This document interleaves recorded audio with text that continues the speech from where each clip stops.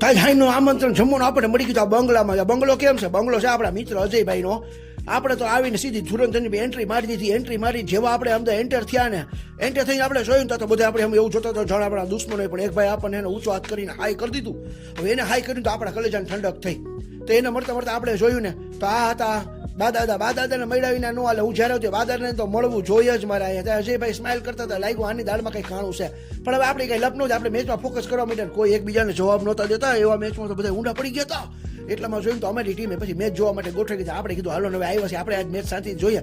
એટલામાં ધ્યાન પીડ્યું થાય. એટલામાં બાપુ આવી ગયા હતા. બાપુ કંઈક ટેન્શનમાં હતા. મેં કીધું બાપુ તમે ટેન્શન ન લ્યો, મેચ જીતો નહીં તો ફાઇનલ છે. આપણે ત્યાં જોયું ને તો જમવાની તૈયાર થઈ ગઈ હતી. 8:30 વાગી ગયા હતા. અને અહીંયા થતા હતા ડેટા ટ્રાન્સફર. એમાં ધ્યાન ન દે કે બાયું આપણને મારે.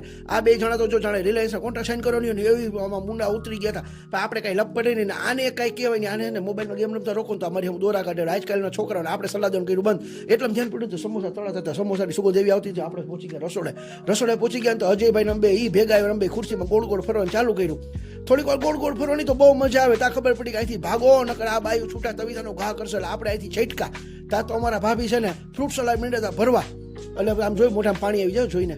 આ છે સાક્ષાત અન્નપૂર્ણા અમારા મોટા ભાભી. આજ આના હતી રસોઈ જમવાની છે. તો તમે જોવો ને તો ઘડીક જોવો ને તો મેચમાં ફોકસ થાય, ઘડીક જમવામાં ફોકસ, ઘડીક મેચમાં ફોકસ, ઘડીક જમવામાં ફોકસ. પછી કીધું હવે મેચ તો એકતરફી થઈ ગયો છે, ફાઇનલ જીતવાના છે એટલે બહુ કાંઈ ધ્યાન ન જાય. અત્યારે ફોકસ કરો જમવા ઉપર. એટલે પછી આપણે આવી ગયા પાછા જમવાની ડીશ ઉપર ફોકસ કરવા. તમે જુઓ હા ફ્રૂટ સલાડ, પૂરી, છોલે, પાપડ, સમોસા કાંઈ ઘટે નહીં. ત્યાં તો જો એકબીજા જવાબ દે જુદા બધા ફોકસ માંડ્યા છે કરવા. આના હાથમાં છે કોઈ મુખોશ ડબ્બી ન દેવાય. જેટલી ડબ્બી જોઈએ એટલી અડધી કલાક ખાલી કરી નાખે. અને જો છેલ્લા સીન હાલે છે જમવાના તો ભાઈ આપણે તો જમીને ફૂલ પેટ કરીને બેસી ગયા હતા. એટલી વારમાં થોડીક વાર થઈને તો અમારા મોટા ભાભી પાછા થમ્સઅપના ગ્લાસ લઈને આવી ગયા. તો આપણે પીધા થમ્સઅપના ગ્લાસ. આમ તમે જો તમારી ઢીંગલી બહુ હેરાન કરે છે. આ થમ્સઅપ છે આલ્કોહોલ નથી, આપણે એવા નથી, આપણે પીતા નથી.